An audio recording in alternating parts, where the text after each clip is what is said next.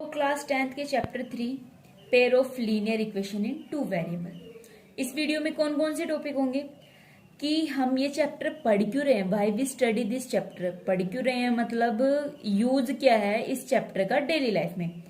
फिर देखते हैं type of method to solve pair of linear equation. Linear equation को सोल्व करने के लिए कौन कौन से मेथड हैं पहले देख लेते हैं, थोड़ा जान लेते हैं लीनियर इक्वेशन के बारे में। वैसे तो आप 9th क्लास में पढ़ चुके हो, तो इधर थोड़ा देख लो। लीनियर इक्वेशन कैसी होती है?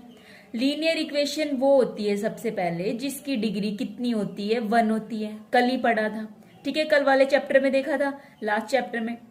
लीनियर इक्वेशन 1 वेरिएबल के अंदर, वेरिएबल क्या होते हैं, एक्स वाई जेड, ये सारे मेरे पास क्या होते हैं, वेरिएबल ही होते हैं, ठीक है। तो लीनियर इक्वेशन इन 1 वेरिएबल, मेरे पास एग्जांपल देख लेते हैं क्या होगी। x plus 3 equals to 0। ये लीनियर है, बिल्कुल है। पावर कितनी है, इसकी डिग्री कितनी है, 1 है। 1 वेरिएबल ही है, x ही इधर वेरिएबल है, ठीक है। और 3 तो मेरे पास क्या है, कांस्टेंट टर्म है।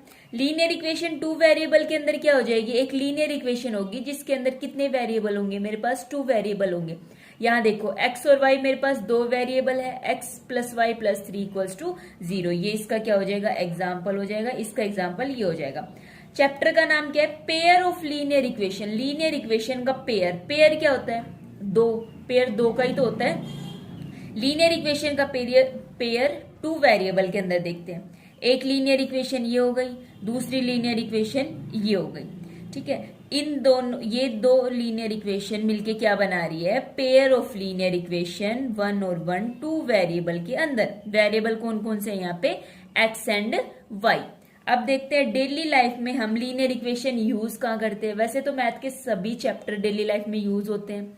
ये देख लेते हैं ये कहाँ यूज होता है। मान लेते हैं कि राम और श्याम दोनों के पास टोटल 100 रुपीज है, ठीक है। Ram spend 4 time of the शाम। राम शाम के 4 गुना ज्यादा खर्च करता है, ठीक है। 4 टाइम्स मतलब 4 गुना, ठीक है। जितना राम, जैसे राम ने यदि 2 रुपए खर्च किए ना, तो शाम कितना खर्च करेगा, राम स्पेंड 4 टाइम। अच्छा, यदि शाम ने 2 रुपए खर्च किए तो राम कितना करेगा, 4 इंटू 2 मतलब कितना, 8, ठीक है। आया समझ में, इस टाइप से। तो मान लेते हैं राम ने कितने रुपए स्पेंड किए, x रुपीज, और श्याम ने कितने, y रुपीज। राम और श्याम के पास टोटल रुपीज कितने थे, 100 रुपीज। अब देखो x रुपीज राम के हैं, y रुपीज श्याम के हैं, दोनों के रुपए मिला के कितने रुपए हो गए, 100 हो गए, ठीक है। मान लेते हैं कि देखो x रुपीज किसके हैं, राम के हैं, y रुपीज किसके हैं, श्याम के हैं, ठीक है। क्या कह रहा है कि जो राम है ना उसने 4 टाइम यूज कर दिए किसके, शाम के। तो एग्जाम्पल क्या हम ये ले सकते हैं, हम मान लेते हैं कि शाम ने कितने रुपए खर्च किए हैं, 20। तो राम कह रहा है कि मैं इसके 4 टाइम्स मोर देन, ठीक है, 4 इंटू 20 मतलब मैं कितने रुपीज खर्च करूंगा, 80। क्या ये 80 से ज्यादा खर्च कर सकता है, नहीं, क्योंकि इन दोनों के पास टोटल कितने रुपीज है, 100 रुपीज है।